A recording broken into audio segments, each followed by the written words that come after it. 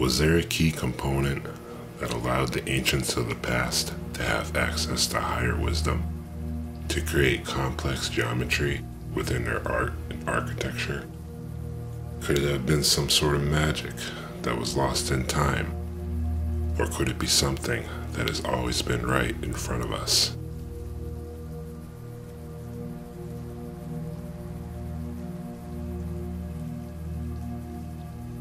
The first thing that we should realize is that the galaxy is shifted 60 degrees from perpendicular to the equator.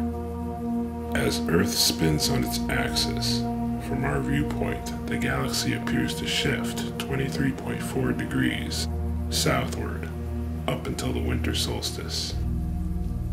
And with this angle, we can now create this size rectangle. Likewise, during the summer months, from our viewpoint, the galaxy appears to shift north 23.4 degrees until it is 6.6 degrees away from perpendicular to the Earth, allowing us to create this narrow rectangle, which is the ratio of the side of the tallest stone at Stonehenge.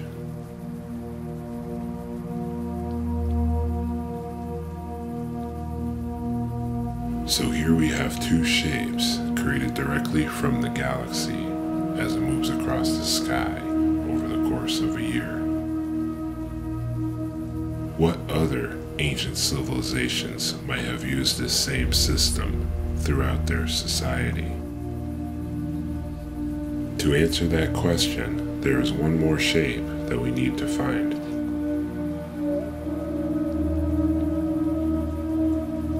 Remember, from our vantage point, the sun appears to drift across the sky 23.4 degrees south in the winter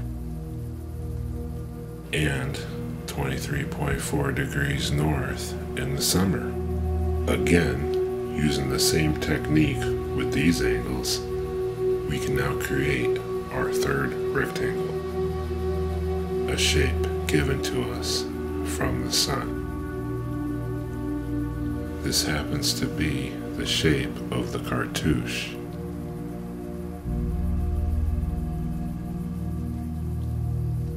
Here we see it on a false door.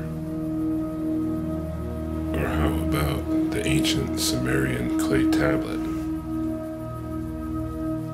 Even the statues at Easter Island appear to use this geometry from the sun.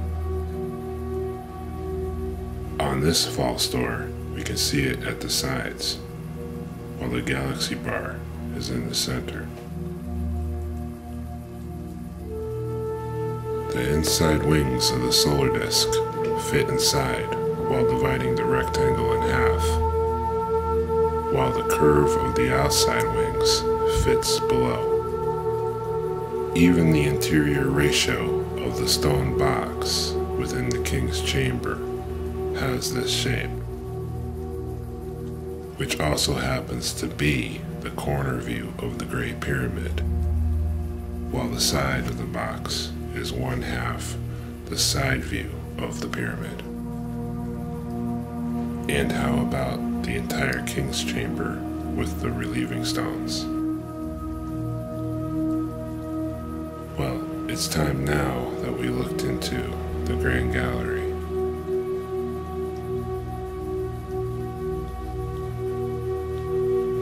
If we place the Earth inside the galaxy's plane with its maximum tilt of 6.6 degrees, as the Earth spins, it creates two cones or a vortex.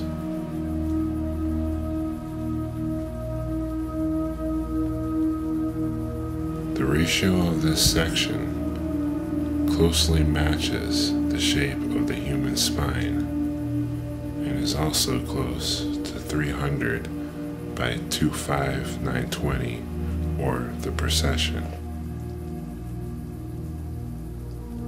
So this inside cone is the main component of the Grand Gallery.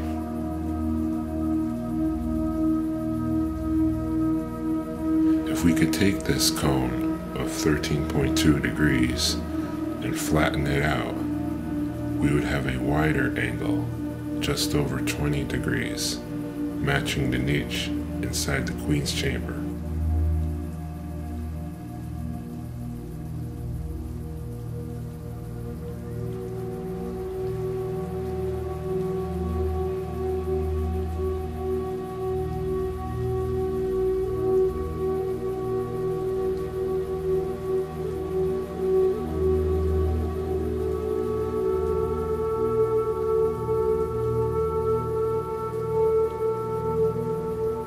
Just for a moment, let's imagine that we can keep the world still in space. So instead of us spinning around the galaxy and the entire universe would appear to spin around us in 24 hours. It is possible to see it this way, as did the ancients. They say no object can move faster than the speed of light. But this is what is happening around us every day. At least, this is what we see. Is it possible that we can imagine the space around us moving in this way?